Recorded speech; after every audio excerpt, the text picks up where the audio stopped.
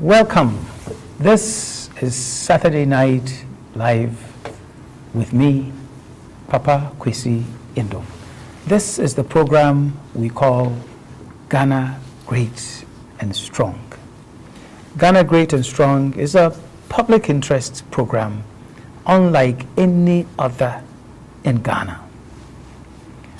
Our main sole purpose is to say, examine, discuss, present what will make our country Ghana great and strong and all of our people prosperous.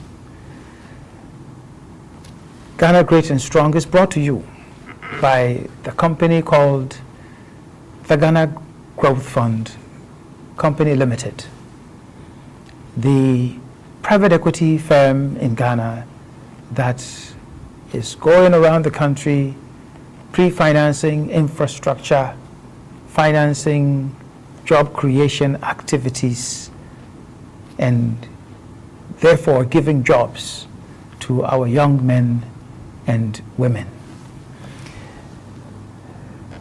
For this program, we decided to go back through 2015 and look at the topics that were of most interest, the topics that we covered the most in 2015.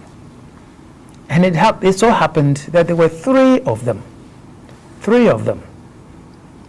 One had to do with changing of the constitution to allow for the election of our district, municipal, metropolitan chief executives, removing some of the powers of the president, and so that parliament can be independent of the executive, and also so that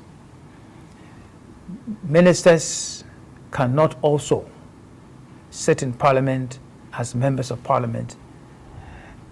We talked about corruption, the rot that is robbing our country of so much of our development capital, the wastes of millions and millions of our taxpayers' money. We also did talk about, the one item that had become famous for the wrong reasons in the world. We talked about Dumsor. And then we did talk about education. And yes, we talked about other things, industrialization, and so on and so forth. But these three, they were the topics that we treated the most in 2015. And then when I checked the records, it turns out that for the entire month of January 2015, we dealt with the topic of education. Shows you how important that topic is. And so for tonight, for this program, what we are going to do is to go all the way back to the month of January 2015 and talk about education again. And education from kindergarten all the way through to the end of senior high school. That is the fundamental education that is so necessary to our development. And so we will not let this subject go away. Indeed, we must not, none of us in Ghana must not let this topic slip away. And particularly, we must not allow the professional politicians to play football with this important topic and then throw it away when elections are over. And we're all witnesses to how education in the last election, 2012, became a slogan, a mere slogan. After the election, didn't hear much about it from a number of different people. And so we believe on this program that education is something important, so we will not let it go away. It will not be a slogan. It will not be a one-night matter. And it will not be a one-program matter.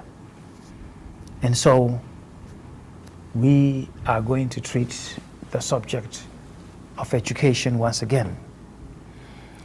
And, you know, in Ghana, we do have a constitution. And the constitution has a very important matter, a very important topic, which is the directive principles of state policy. And on this program, from time to time, I have revisited this important chapter in our 1992 Constitution, the directive principles of state policy.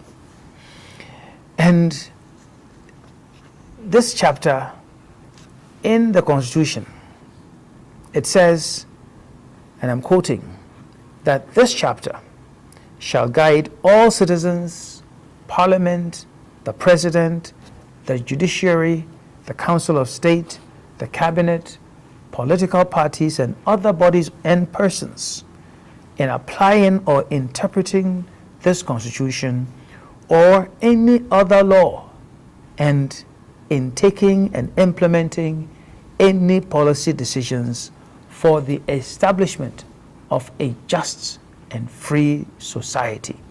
So for the establishment of a free and just society, this chapter, the directive principles of state policy, the one that I say that is where Ghana's vision is. I'm going through that one, and I am going to go back to what the directive principles of state policy, what indeed it says about education. So we'll start off from there. On Article 38, Chapter 6, Directive Principles of State Policy, and here's what it says. It says, 1. The state shall provide educational facilities at all levels and in all the regions of Ghana, and shall, to the greatest extent feasible, make those facilities available to all citizens. All citizens, it says. Number 2, it says the government shall, within 2 years after Parliament first meets, after the coming into force of this Constitution, draw up a program for implementation within the following 10 years for the provision of free, compulsory, and universal basic education. And then, number 3, it says, the state shall, subject to the availability of resources, provide equal and balanced access to secondary and other appropriate pre-university education, equal access to university or equivalent education with emphasis on science and technology. And number 3, a free adult literacy program and a free rehabilitation and resettlement of disabled persons, and C, lifelong education. This is what the Constitution of our Republic says. We'll take a short break, take a message from one of our sponsors, and when we come back, we're going to get a little bit more into education. I'm going to go and I will play back to you what our presidents have said about education. I'm going to start with former President John Agyekum Kufuor. Then I'll tell you what our former president, late President John Evans Fifi Atta-Mills said, and then what the current president has also said about education. After that, if time permits, I will get you some examples of the education policy in Japan and the education policy in Singapore so that we can understand where other people have been. Then we'll take a quick trip to the United States of America, and I'll give you a gist of what President Obama this year also said about education for the Americans. This is an important matter that we need to treat carefully. And if you want to make a contribution to the program, the WhatsApp number is 020-7566-185. The number again is WhatsApp, just to send me a message, not for a phone call. Just send me a message at 020-7566-185. Aful from Winchi says, I really like your topic today. Well, let's get into the topic. And I'm going back again to the directive principles of state policy. And here's what it says.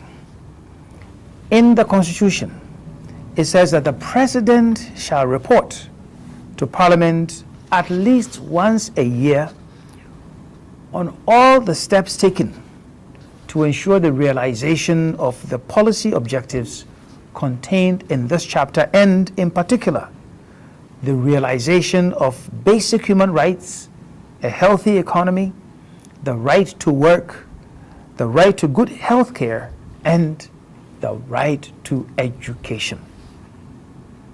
Now remember, the Constitution lays emphasis on basic human rights, which includes the right to education. It doesn't just say education, it says education is a right.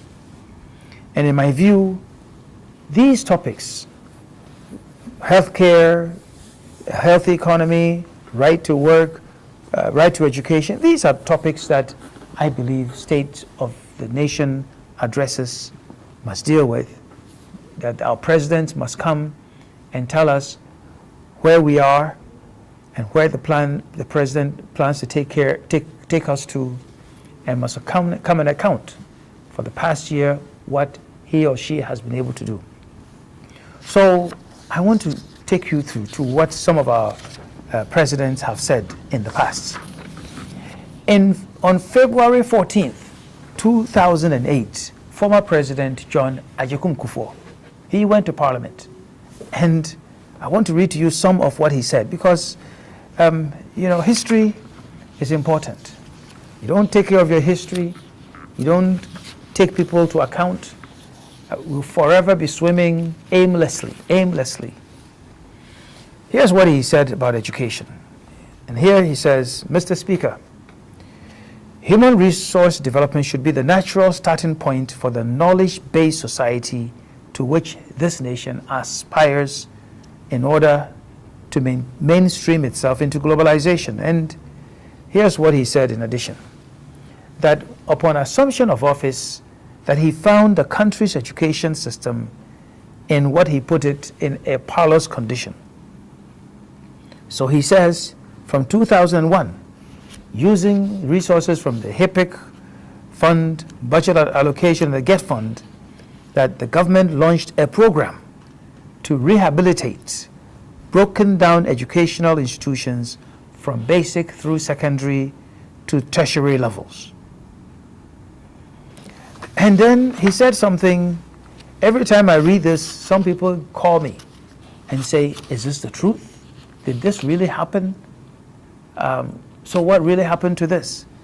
Let me read you this part. And this is former President Kufuor, February 14th, 2008. He said this, ladies and gentlemen, these policies that I have mentioned have all been captured within the new educational reform program, which started on schedule last September with some novel features. The implementation of the constitutional provision of free, compulsory, universal basic education, FCUBE, has been launched with this program, so that from the age of 4 to 16, all Ghanaian children must stay in school at the expense of the state. For those who do not continue to senior high school, opportunity will be given for 1-year state-sponsored apprenticeship program to acquire an employable skill. Now, I don't know if you got just what I read to you. Former President John Agyekum Kufuor, on February 14th, 2008, declared that he had launched a new educational reform program. And this new educational reform program was starting the implementation of the constitutionally mandated free, compulsory, universal basic education, FCUBE. And that with this program, our children from age 4 to 16, that they must, he used that word, must stay in school at the expense of the state. That's what he said to Parliament. And I'm sure that if any one of us was listening or watching television or in person or listening on radio, that we may have heard these words. My question to you is, did you know that this was the policy? Did you know that former President Kufuor had declared the implementation of FCUBE through a new educational reform program, and that he had committed the state to compulsory education so that all of our children from age 4 to age 16 must stay in school, and stay in school at the expense of the state? If that was started, if that happened, what has happened along this time from 2008 to today, December 26, 2015? What happened? I'd like for you to let me know what you think about this. Well, that's what former President Kufuor said. Now let's go to our late President John Evans Atta Mills. And former President Kufuor, he said this in the State of the Nation's address. And President Mills, here's what he said about education. Also at the State of a Nation address. And he said, Madam Speaker, a number of critical factors continue to threaten progress in education delivery. Some of these are gender disparities, geographic differentiations, school dropout, poor transition from primary to junior high school, poor teacher deployment, and inadequate and poor school infrastructure. We will address these concerns, he said. And he also added, we will strive to improve in a more concerted manner the situation of second cycle education, especially conditions in many of our high schools. We will address management inefficiencies which affect equity and quality in the education system, and take a critical look at the utilization policies of the GET Fund. And then he added again, one of the significant challenges facing education is the recent reform which changed the duration of senior high school education. Now, when he says a recent reform, I believe he was talking about the educational reform program that former President Kufuor has said in the prior year. And here, former President Mills continued, I am aware of the different opinions on this matter, and I am committed to providing a forum for a very dispassionate discussion on the matter. I hope this will bring the matter to closure and chart a more permanent structure that will serve the interests of learners, parents, and the country at large. The newly elected Education Act 2008 Act 778 sets out the new outlook of the education system. The Act introduces some new components, such as the establishment of the National Inspectorate Board, National Teaching Council, and the National Council for Curriculum and Assessment. The government will take a second look at the Act and propose amendments as we may deem necessary, following the outcome of an all-party consultation.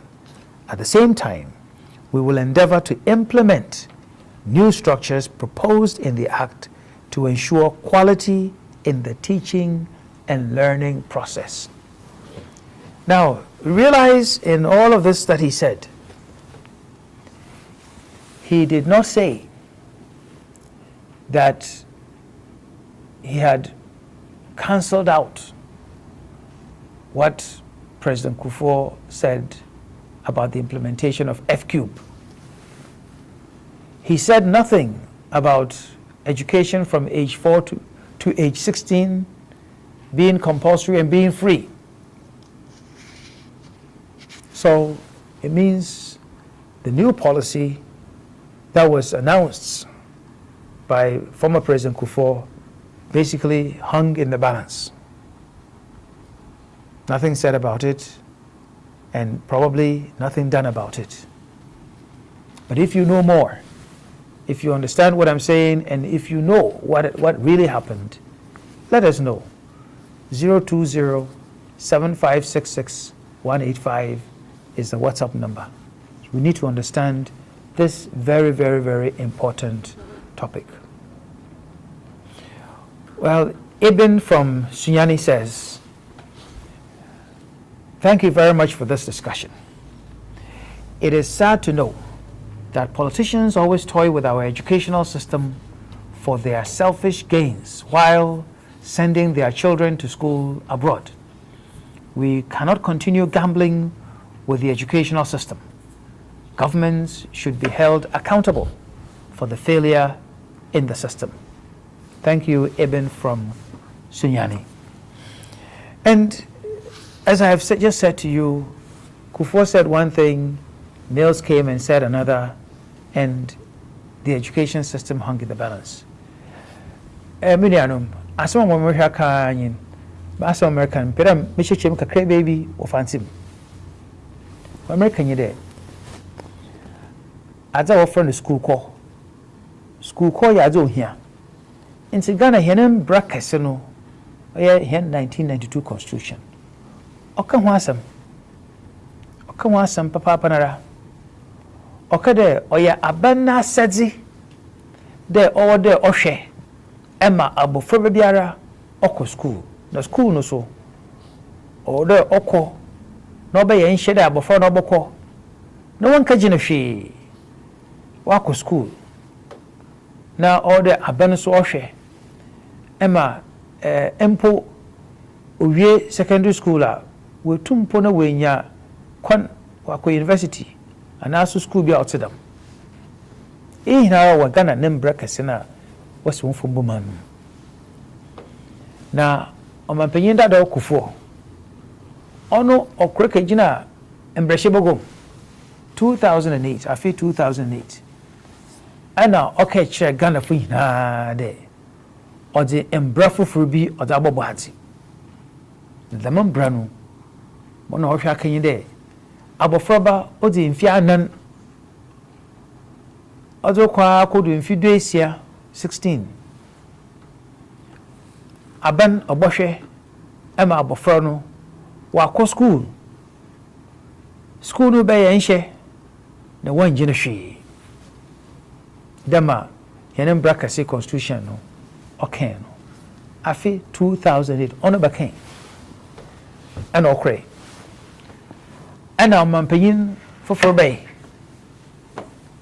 yana mampanyin a wenye ne baby ko mampanyin Mills ono so kreka gina mbehye bogom no kade za o mampanyin dado Kufuor oye no wo school ko hu ne hu baby wo ho a onye ne ya adwen ento no obohwehwem na odin sesem bi daba na nsem okay ni na za owomna ami ohiamam de abofra biara ofi mfia nana akọ mfido esia obotum wako school a wanka gina fie no wanka ho asam kra okra kaye ne za offer the state of the nation address or parliament no wanka ho asam onye bebia ye kwekodi nti wo so wadwen kire otedan. And why am I bothering talking so much about education? And it's important. And for me personally, you might also want to ask, why do you constantly talk about free, compulsory education? I also ask you, where would I be without education? Where would I be? Would I be sitting here talking to you? Where would I be in life? What would I be doing if I didn't have the opportunity to go to school? And I have not made it a secret that along the way, it took other people to assist me, to help me to continue my education. And I have, from time to time, talked about the circumstances that were involved. I will not get into those circumstances today.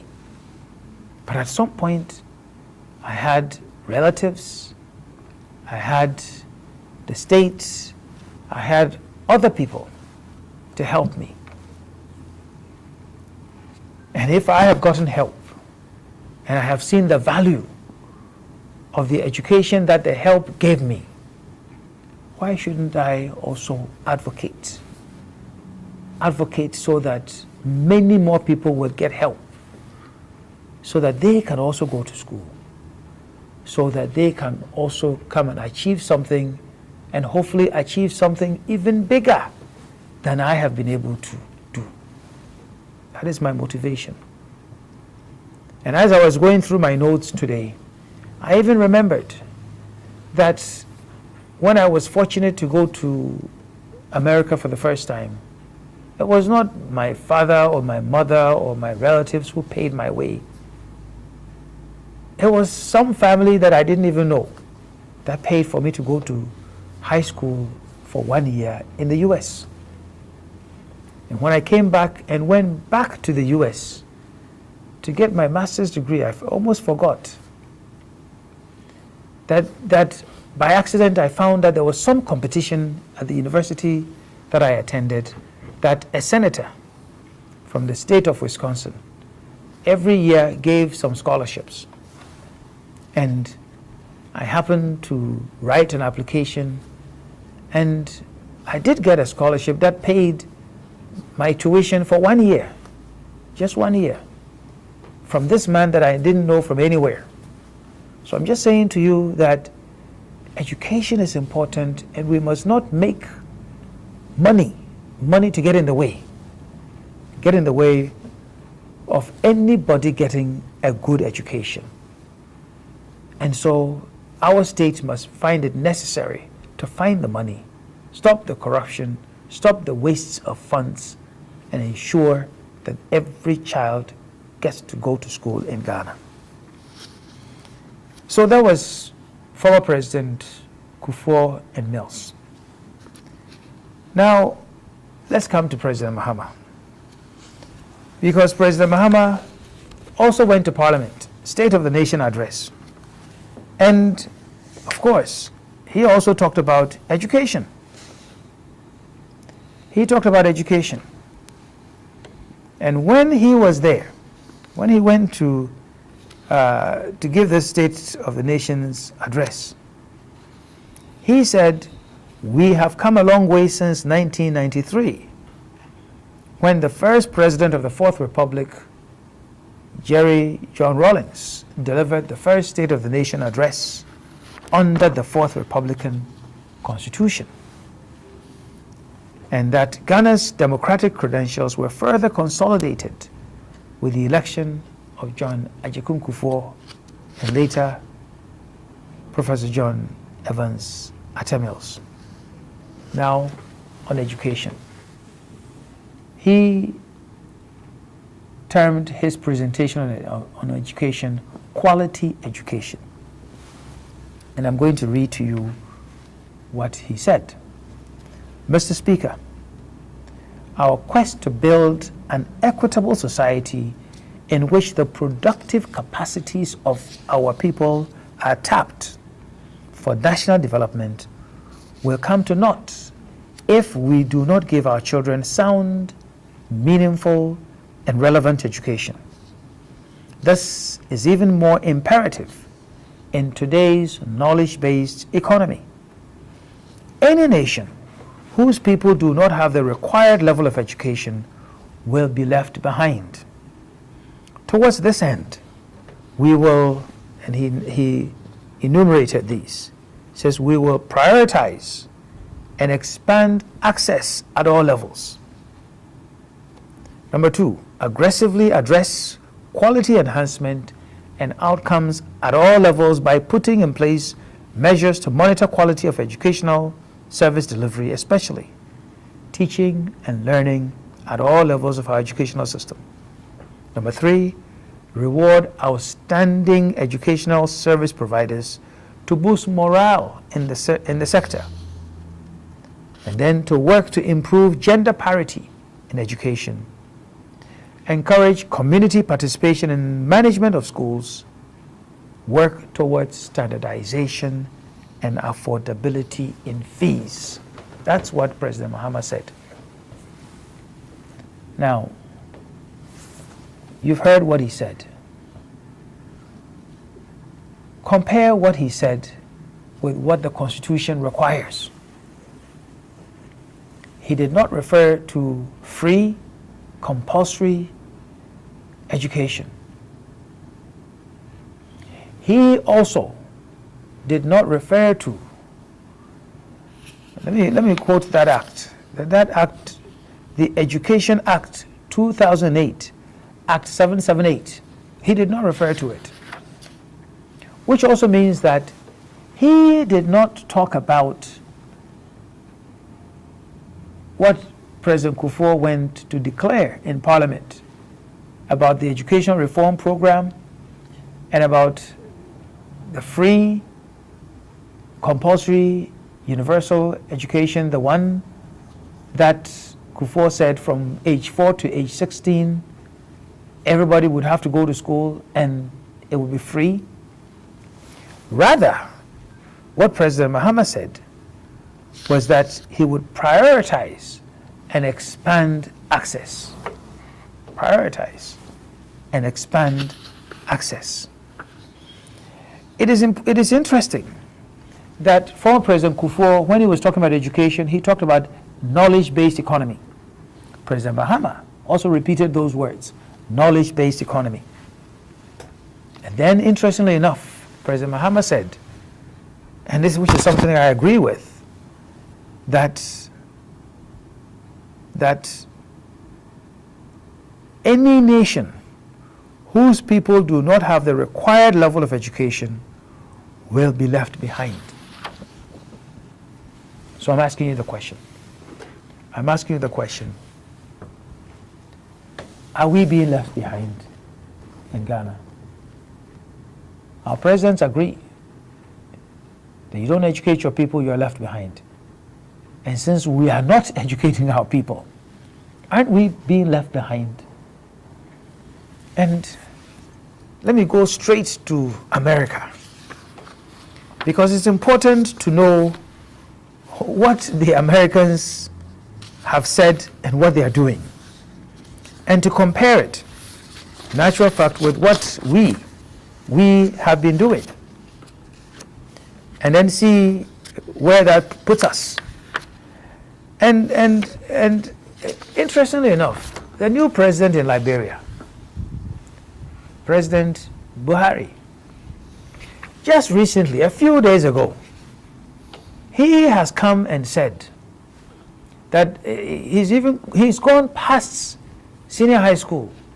He says if you go to university and if you are taking science and technology and education as your subjects, as your field of study, that the Nigeria government will pay your way, that your university education will be free. Isn't that wonderful? That's something we must applaud in Africa. Because here is what President Barack Hussein Obama said. The 2004 State of the Nation address. And it's important. He says, study after study shows that the sooner a child begins learning, the better he or she does down the road. Then he says, today I propose working with states to make high quality preschool education available to every child in America. Every dollar we invest in high quality early education can save more than $7 later on. By boosting graduation rates, education can save more than $7 later on. Boosting graduation rates, reducing teen pregnancy, even reducing violent crimes. Then he says, let's also make sure that a high school diploma puts our kids on a path to a good job. But I want to raise to the front. He says we need to give every American student some new opportunities. And he says that 4 years ago, we started Race to the Top, a competition that convinced almost every state to develop smarter curricula and higher standards. And he says tonight he was announcing a new challenge, announcing a new challenge. But he's also saying that a high school education is not enough. It's not enough. And so he's asking Congress to change the Higher Education Act so that affordability and value are included in determining which colleges receive certain types of federal aid. Then he went again further to say that he would give American students 2 years of community college education free after high school. So he has now passed by senior high school.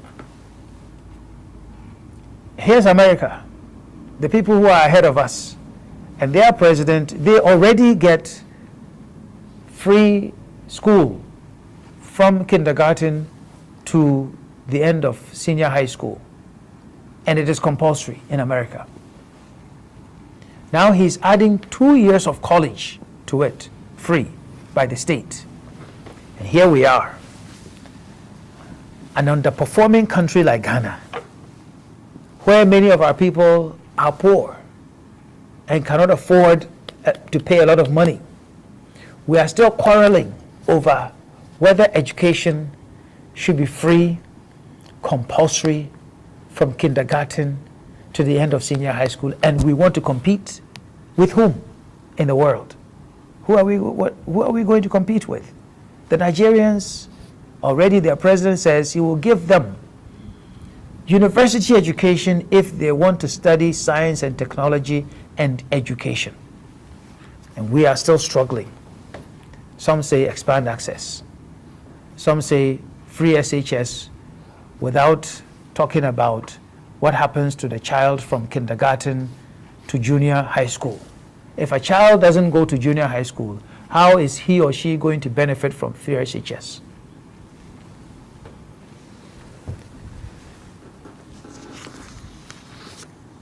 Well, let me read some of the messages. Dominic from Kumasi says, my question is, why are Ghanaian politicians and policymakers toying with our education and, for that matter, the future of the Ghanaian youth? This is because each political regime comes with its own educational reforms, which affects the youth negatively.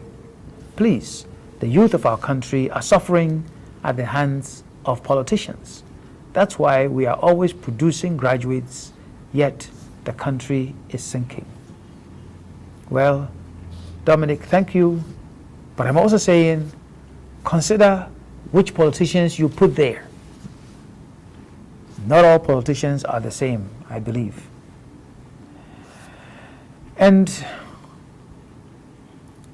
Afro from Wenchi says, Doctor, I think our educational system should be made autonomous because from the statements made by our presidents, none of them is fulfilled. From Nkoko, Rapkin says, Doctor, thanks, your words so sweet.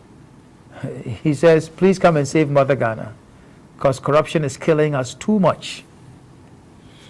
Well, I'm happy you link corruption to education because if corruption is not there, if we're not wasting our public funds, there will be a lot more money available to fund education of our children. And Bright says, Daddy, God bless you for such a wonderful discussion. Education is the most important factor in the development of a country, but for now, it has been a good factor that helps some politicians in corruption. Nurses and teacher trainee allowances has been run off, I'm not sure what the right word is, in the name of much intake of students. I wonder how employment of trainees will be.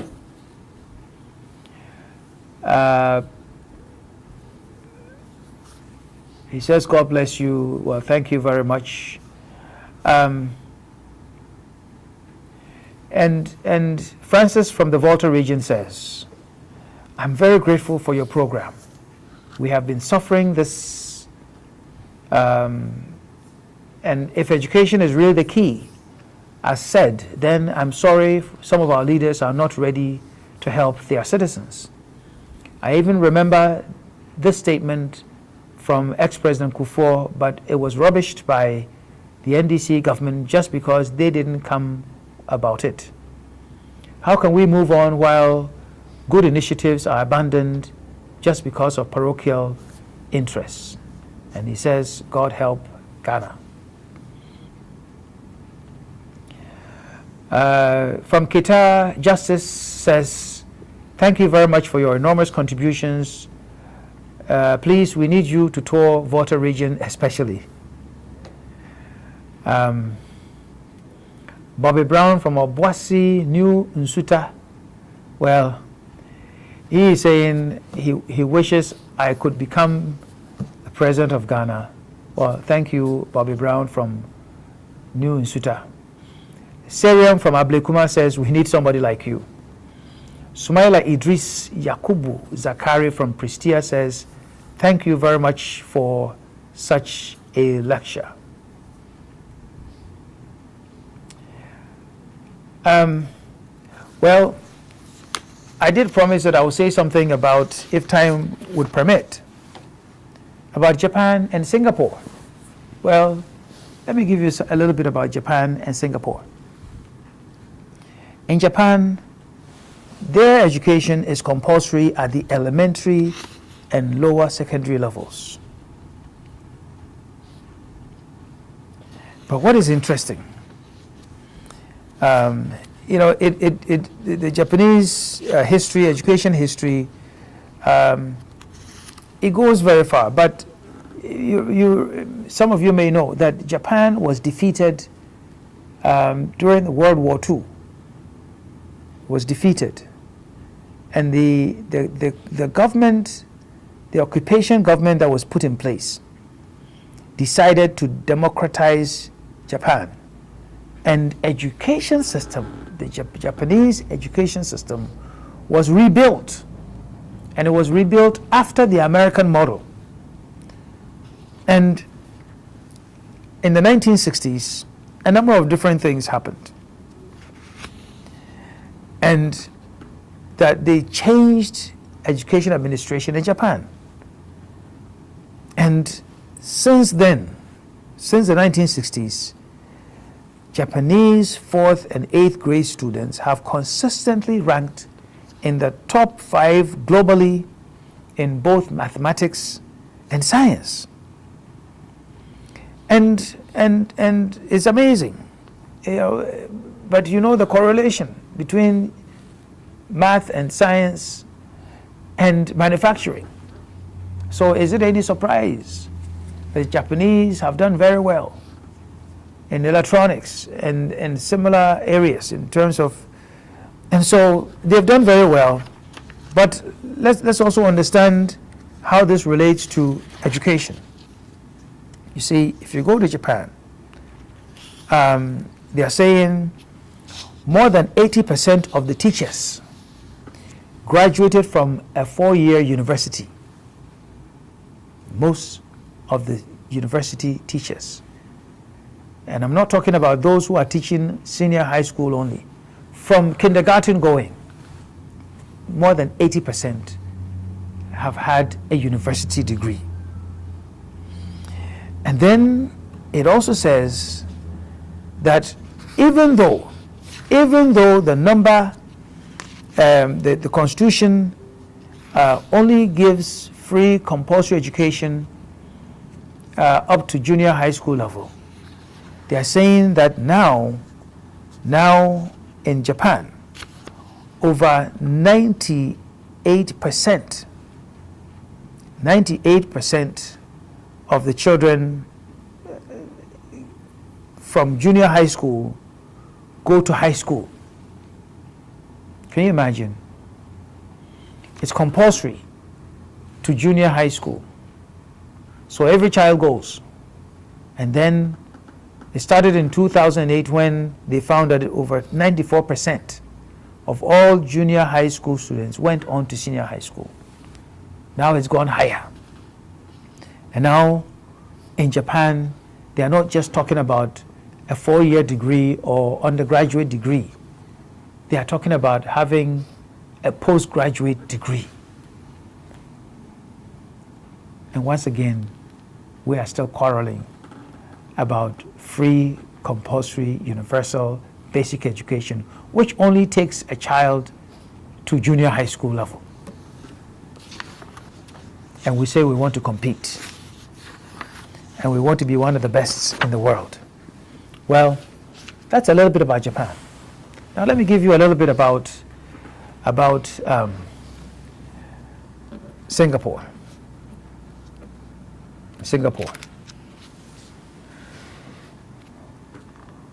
Well, let me give you a bit about Singapore, and then I'll give you a bit more about the messages that we're getting. For example,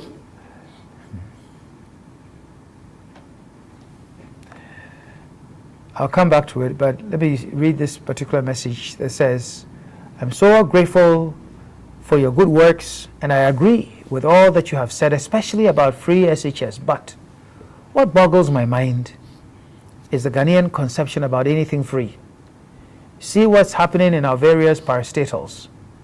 Only God can save us." Japan. That was Japan, now Singapore. In Singapore, they do have what they call Ministry of Education, which controls development and administration of state schools receiving funding. But it also has an advisory and supervisory role in respect of private schools. And it says here that education takes up 20% of their annual national budget, which subsidizes state education and government-assisted private education for Singaporean citizens. Now, how is education in Singapore? Is it compulsory? And what is it that they do? But a little bit about their history. Because there's a man called Sir Thomas Stamford Raffles. He founded the Singapore Institution in 1823. And that's when he started education in Singapore under British rule, 1823. And I want to tell you that education in Ghana started much earlier than that. And that even the Portuguese who came to Elmina in the 1400s, later on, a number of them started schools in Ghana or in the old Gold Coast or even pre-Gold Coast. So ours started prior to the one in Singapore. And in 1947, what was called the 10 years program for education policy in the colony of Singapore was formulated. And this called for a universal education system that will prepare for self-governance. So a number of other things started. And it was only in 1960 that they introduced English as the language of instruction in education. And then a number of other things started to happen. Well, so what happens in education in Singapore? In Singapore, education is free. It's free all the way to senior high school. So all the way to senior high school. And it is compulsory. And indeed, there are so many other things that is given to Singaporean students in such a way that the teachers, those who teach the children, just like in Japan, they are not only well educated, but they are well paid. They are well taken care of because they believe, especially at the lower levels, because they believe that that education of the children at the lower level, it will breed or develop broader minds, more mature minds, and they will benefit as a country. And indeed, Singapore has benefited greatly in the kind of education that it has put there. And indeed, in Singapore, education for them has become an area of focus. Area of focus because they have said that they lack natural resource. When they say natural resource, they don't have gold, they don't have much timber, they don't have oil or gas, manganese, bauxite, as we do. So they felt that developing the minds of their children, given education, very high education, that they considered their substitute to the natural resource that some countries like Ghana have. Isn't that interesting? We have the gold, we have the bauxite, the oil, the manganese, and so on and so forth. And we are toying with education. And we are poor. They don't have those things. They don't have the gold, the timber, they don't have oil, and so on and so forth. But they have developed their human resource through education. And they are one of the richest nations in the world. They got independence about the same time as Ghana. And they were behind us. Interesting. Now you understand why I keep talking about education. Great equalizing factor. Something that would make Ghana great and strong.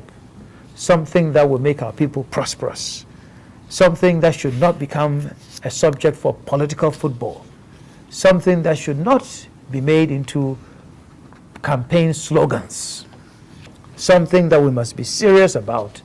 Something that should motivate us to do away with corruption, with bribery, and wastage of our public resources. Education. It's a wonderful matter. It's an important item for all of us. And now, let me just, before we end our program, let me just go through and give you some of the messages that we have. Well, Ifa Job from University of Energy and Natural Resources, here is the best person for Ghana's development. And let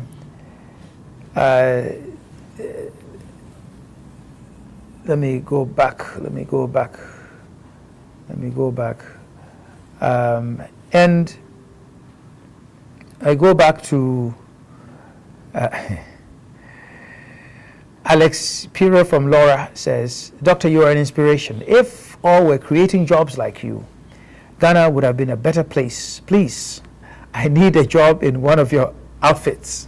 I hold a BSc degree in marketing and I hail from the Upper Wests.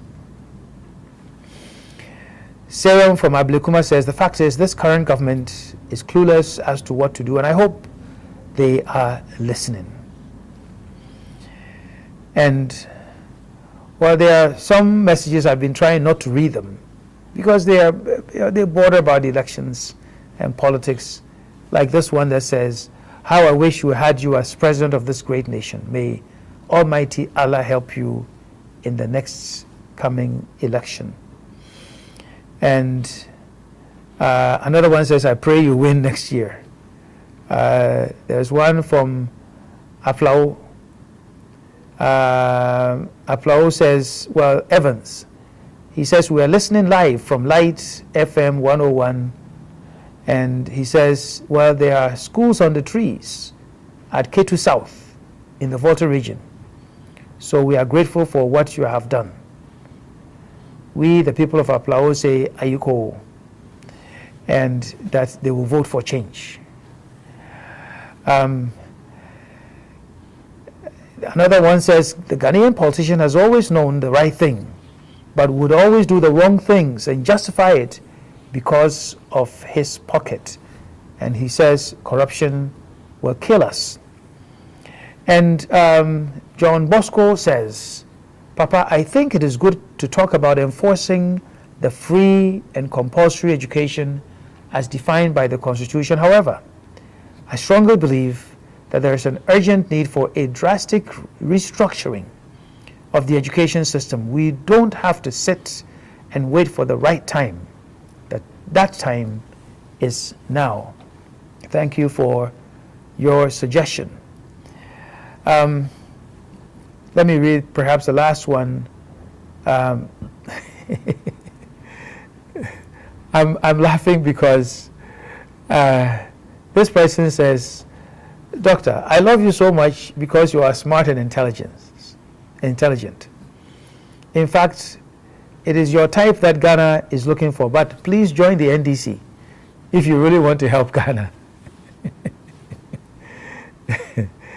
Well, there are some messages from Lambusie in the Upper West, from Dawenya, from so many different places, and I want to thank all of you for all of your messages. Salam from Tamale says, thank you for this brilliant enlightenment in education. Our educational system is crumbling and grounding to a halt. May those who have ears listen to your wise advice and hope to meet you personally in Tamale. God bless you. And God bless you too. And for all of you who have made time to listen, to watch, to send messages, I want to thank you for your time. And since this is the last Saturday of 2015, let me thank all of you who have watched, who have listened to this program. Ghana Great and Strong was started in December 2012. So we are 3 years old. And we've been coming your way consistently every Saturday. Sometimes I'm here personally. When I'm not around, some other people host the program. And we're still committed to bringing you important topics and bringing you what you need to know. And still talking about what will make our country great and strong and all of the people prosperous. And well, Sape Derek, you have sent a number of different messages. So let me just read one of them. It says, God richly bless you, but my question is, if it is in our constitution that education must be free and it's not free, can't we Ghanaians sue the president for not doing what the constitution says? Well, let me leave it right there.